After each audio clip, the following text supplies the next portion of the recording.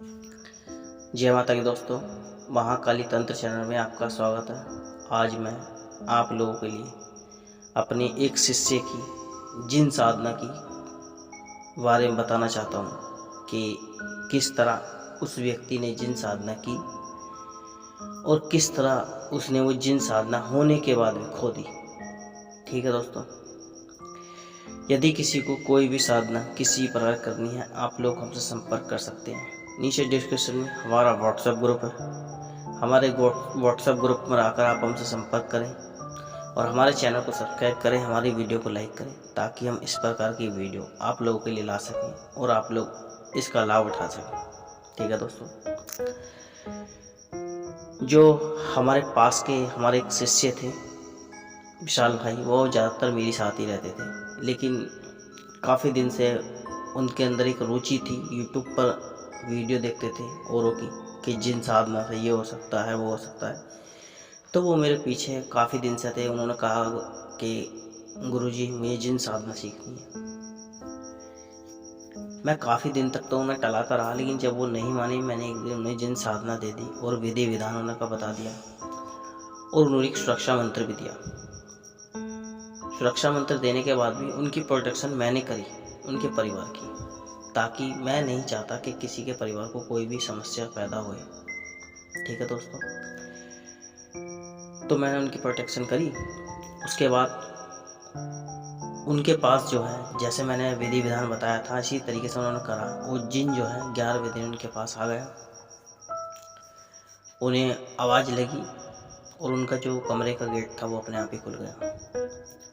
लेकिन जो विशाल भाई हैं, उन्होंने कुछ कहा नहीं, वो चुप लेटे रहे। उन्होंने आवाज़ सुनी लेकिन कुछ नहीं कहा। उन्होंने मुझे अगले दिन बताया कि गुरुजी ऐसे ऐसे बात है। मैंने उनसे कहा कोई बात नहीं, लेकिन आपको साधना पूरी 31 दिन करनी है, आपको भटकना नहीं है। मैंने उन्हें यही बताया कि जिन 11वें दिन या 21 दिन में आकर बोलेगा, बात करेगा, लेकिन आपको कुछ नहीं करना, आपको खाली अपनी पूजा पर ही रहना है।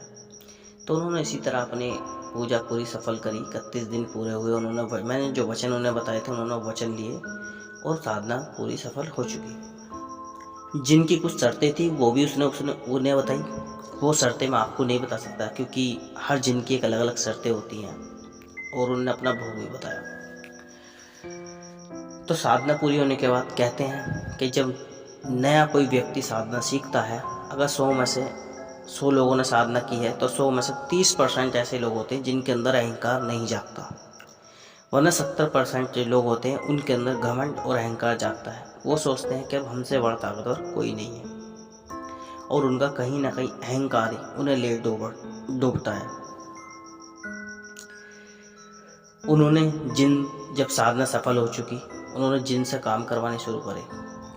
रात को उसे काम बताया, कल या शाम तक उन्होंने काम कर दिया, यानी कि पूरा एक दिन लेता था जिन काम करने के लिए, वो कर देता था। उसका भोग उसके रख देते थे, जहाँ जिन कहता था वहीं उसका भोग उसे पहुँचा देते थे। ठीक है दोस्तों, इस तरह कॉलेज में पढ़ने वाला वो व्यक्ति था, कॉलेज में ही पढ़ता था। फिर मैंने उससे पहले कहा था कि कोई भी गलत काम मत करवाना, वरना उसका भुगतान तुम्हें भरना पड़ेगा। तो उन्होंने ठीक है गुरुजी, नहीं करवाऊंगा।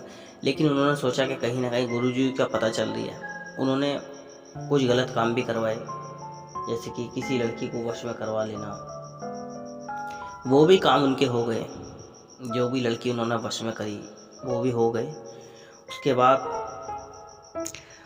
कुछ दोस्तों में जिससे मुँह जोरी हो जाती है, लड़ाई झगड़ा हो जाता है लड़कीबाजी के ऊपर, तो उन्होंने चैलेंज कर दिया कि ये लड़की को मैं अपने अंडर में कर लूँगा, ये कर लूँगा, वो कर लूँगा। तो वो भी काम उनका हो गया। कुछ उनके खास दोस्त थे जिनके उन्होंने प्रयोग करवाए, जैसे दोस्त ने बताया, तो उन्होंने धीरे धीरे उनके भी काम कर दिए। किसी के घर में कोई भी समस्या है, वो खाली पीली कोई पूछ नहीं रहा तब भी बता दी, बीच में बोल गया कि तुम्हारे घर में ये समस्या है। यानी कि धीरे धीरे वो सबकी नज़रों में आते चले गए। फिर एक दिन उनके दोस्त उनसे पूछने लग गया, ऐसे तुझ पे क्या चीज़ है।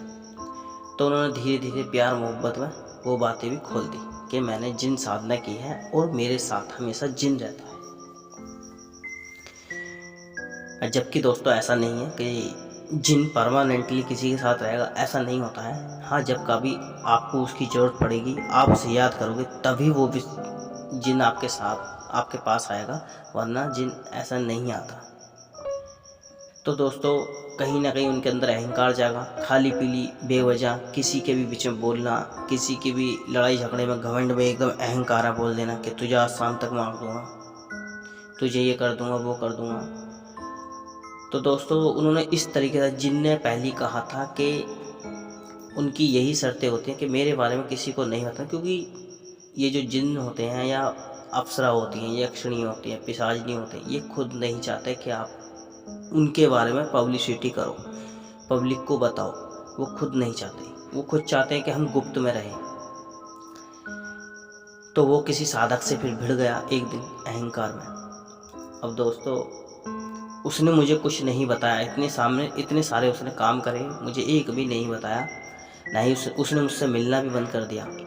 लेकिन जब वो एक साधक से भिड़ा, उसके अंदर अहंकार था, वो भिड़ गया। उसे नहीं पता कौन साधक किसका है या कौन सी देवता की साधना उसने की है, वो भिड़ गया, वो जिनके भरोसे से ही भिड़ गया। लेकिन दोस्तों, जब उस साधक से उसकी भिड़ंग हुई तो उसने जो है, महाकाली का वो साधक था, उसने मंत्र पढ़ के उस जिन को बांध दिया और उसके शरीर से उसका पूरा असर, पूरी सिद्धि उसकी खींच ली दोस्तों। लेकिन उस व्यक्ति को खुद को भी तब भी पता नहीं चली, क्योंकि अच्छा ज्ञान होता तो पता चलती कि जो मैंने साधना की है वो किसी तांत्रिक ने बांध दी है या खींच लिया मुझसे, उसे कुछ पता नहीं चला। उनने कहीं प्रयोग करे, नहीं हो पाए, ना ही जिन को बुलाया, नहीं आ पाया। तो उन्होंने फिर मुझसे संपर्क करी। मैंने पूछा कि क्या बात हुई है। फिर उसने धीरे धीरे क्या क्या काम करे हैं, मैंने उससे सब पूछे। उसने वो एक एक काम बताया कि मैंने ये काम करवाया, जिनसे ये काम करवाया, वो लड़की को ऐसे करवाया था, उससे ऐसे। तो इस तरीके से उसने पूरी डिटेल मुझे बताई।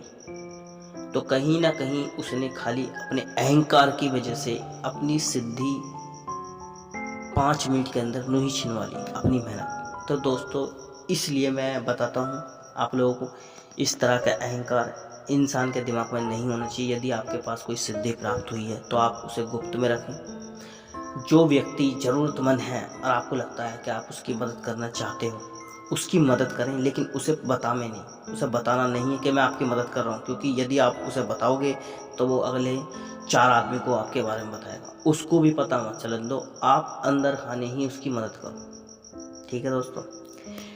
तो इसीलिए, वरना इसी तरह आप भी धोखा खा सकते हैं, क्योंकि ध्यान रखना, हर सिद्धि की काट होती है।